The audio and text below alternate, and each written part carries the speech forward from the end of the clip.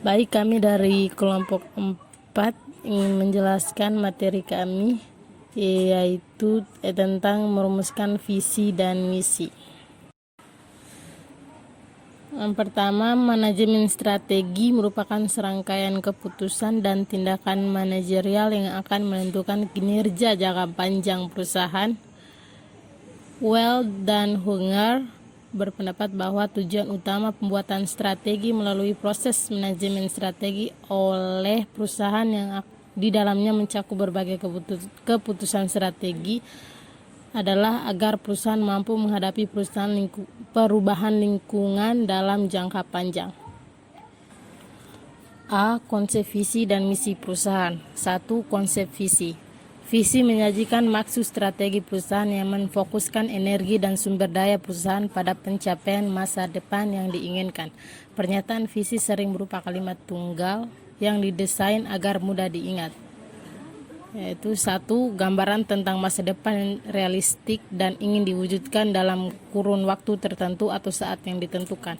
2. Pernyataan yang diucapkan atau ditulis hari ini merupakan proses manajemen saat ini yang menjangkau ke depan. Yang 3. Suatu kondisi ideal tentang masa depan yang realistis dengan dipercaya, meyakinkan, serta mengandung daya tarik. A. Visi perusahaan. Visi merupakan rangkaian kalimat yang menyatakan cita-cita atau impian sebuah organisasi atau perusahaan yang ingin dicapai di masa depan. Visi adalah pernyataan want to be dari organisasi atau perusahaan. Visi merencanakan masa depan perusahaan untuk 3 sampai dengan 10 tahun ke depan, yang merupakan hal yang sangat krusial bagi perusahaan untuk menjamin kelestarian dan kesuksesan jangka panjang. Organisasi atau perusahaan membutuhkan visi yang dapat digunakan sebagai berikut. 1. Penyatuan tujuan, arah, dan sasaran perusahaan. 2. Dasar untuk pemanfaatan dan alokasi sumber daya serta pengendaliannya. 3. Pembentuk dan pembangun budaya perusahaan. Karakteristik visi yang baik umumnya memiliki ciri. 1. Berorientasi ke depan, artinya memberikan gambaran yang menyeluruh tentang apa yang diinginkan oleh daerah. 2. Inspiratif, artinya mendorong semua orang untuk menuju imajinasi atau impian yang disepakati. 3. Realistis, artinya berupaya mencapai gambaran realitas yang paling optimal selama kurun waktu tertentu. Berikut manfaat visi. 1.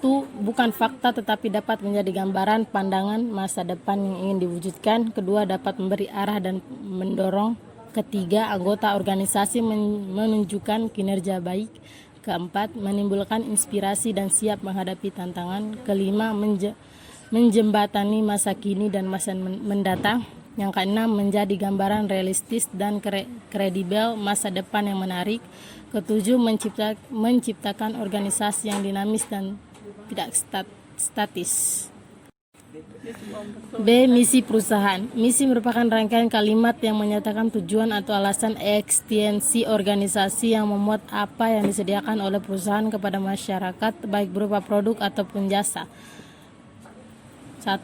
Kriteria misi mencakup, yaitu A. Menjelaskan tentang bisnis atau produk atau pelayanan yang ditawarkan sangat diperlukan masyarakat. B. Harus jelas memiliki sasaran publik yang akan melayani. C. Kualitas produk dan pelayanan yang ditawarkan memiliki daya saing yang meyakinkan masyarakat.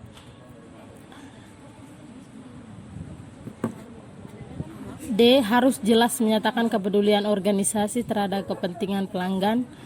E. Dapat mengundang partisipasi masyarakat luas terhadap perkembangan bidang utama yang digeluti.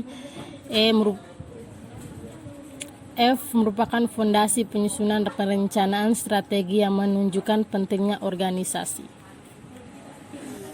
Kedua, komponen pernyataan misi. Yang pertama, konsumen. Yang kedua, produk atau jasa. Yang ketiga, pasar. Yang keempat, teknologi. Yang kelima, fokus pada kelangsungan hidup. Yang keenam, filosofi. Yang ketujuh, konsep diri. Yang kedelapan, fokus pada citra publik. Yang kesembilan, fokus pada karyawan. Ketiga, karakteristik pernyataan misi, yaitu A. Luas dalam cakupan. B. Panjang kalimatnya tidak lebih dari 250 kata. C. Menginspirasi. D. Mengidentifikasi kegunaan produk perusahaan. E. Menunjukkan bahwa perusahaan bertanggung jawab secara sosial dan lingkungan. F. Masukkan 9 komponen. G. Tak lekang oleh waktu. Ada 4 komponen utama yang perlu dipertimbangkan dalam menyusun visi. 1. Visi dibangun berdasarkan nilai inti. Kedua, visi perlu mengelaborasi tujuan organisasi. Ketiga, visi perlu merumuskan sasaran umum. Keempat, visi perlu memasukkan gambaran singkat tentang apa yang dilakukan oleh organisasi tersebut untuk mencapai tujuannya. Visi yang baik memiliki kriteria sebagai berikut. 1. Menyatakan cita-cita atau keinginan perusahaan di masa depan. 2. Singkat, jelas, fokus, dan merupakan standar of excellency. Ketiga, realistis dan sesuai dengan kompetensi organisasi. Keempat, atraktif dan mampu menginspirasikan komitmen serta antusiasme. Kelima, mudah diingat dan dimengerti seluruh karyawan serta mengesankan bagi pihak yang berkepentingan. 6. Dapat ditelusuri tingkat pencapaiannya. C. Menyusun visi. Penetapan visi perusahaan sangat dipengaruhi situasi dan kondisi lingkungan internal dan eksternal perusahaan, ragam kepentingan stakeholder, evolusi dan dinamika bisnis yang digeluti organisasi, serta aspirasi pendiri organisasi atau perusahaan. Hal-hal yang perlu diperhatikan dalam merumuskan visi yaitu: 1. Visi harus dapat memberikan panduan atau arahan dan motivasi. Yang kedua, visi harus disebarkan di kalangan anggota organisasi atau dalam kurung stakeholder. Visi harus digunakan. Yang ketiga, visi harus digunakan untuk menyebarluaskan keputusan dan tindakan organisasi yang penting. Berikut kriteria merumuskan visi. 1. Visi bukanlah fakta tetapi gambaran pandangan ideal masa depan yang ingin diwujudkan. Yang kedua, visi dapat memberikan arahan mendorong anggota organisasi untuk menunjukkan kriteria yang baik. Yang ketiga, dapat menimbulkan inspirasi dan siap menghadapi tantangan. Yang keempat, menjembatani masa kini dan masa yang akan datang. Yang kelima, gambaran yang realistis dan kredibel dengan masa depan yang menarik. Yang keenam, sifatnya tidak statis dan tidak untuk selamanya. Berikut alasan diperlukannya misi dalam sebuah organisasi. 1. Untuk berkomunikasi arah dan tujuan perusahaan. Yang kedua, untuk melayani sebagai mekanisme kontrol untuk menjaga perusahaan agar tetap di jalur. Yang ketiga, untuk membantu dalam membuat berbagai keputusan sehari-hari. Yang keempat, untuk menginspirasi dan memotivasi karyawan. Tujuan dari pernyataan misi adalah mengomunikasikan kepada stakeholder di dalam maupun di luar organisasi tentang alasan pendirian perusahaan dan ke arah mana perusahaan akan menuju. Oleh karena itu, rangkaian kalimat dalam misi sebaiknya dinyatakan dalam suatu bahasa dan komitmen yang dapat dimengerti dan dirasakan relevansinya oleh semua pihak yang terkait. Yang pertama, manfaat penetapan misi adalah: 1. Memfokuskan sumber daya secara umum. Kedua, memastikan bahwa organisasi tidak terlibat dalam konflik kepentingan. Yang ketiga, berfungsi sebagai dasar pemikiran umum untuk mengalokasikan sumber daya organisasi. Yang keempat, membentuk wilayah tanggung jawab kerja yang luas dalam perusahaan. Yang kelima, berfungsi sebagai dasar pengembangan tujuan perusahaan. Yang berikut jenis organisasi berdasarkan misi, yaitu yang pertama, organisasi berorientasi laba. Yang kedua, asosiasi. Yang ketiga, organisasi jasa. Yang keempat, organisasi. C. Sasaran perusahaan. Sasaran didefinisikan sebagai misi perusahaan dalam konteks beberapa wilayah hasil kunci. Sasaran tidak spesifik tujuan. Tujuan mendefinisikan sasaran. Sasaran strategi membantu manajer untuk mengetahui apa yang perlu diselesaikan perusahaan secara umum, tanpa perlu dipengaruhi oleh masalah pengukuran dan lamanya waktu. Bila visi, misi, dan pernyataan sasaran ingin dipenuhi, tujuan strategi harus diidentifikasi. Tujuan lebih spesifik daripada sasaran.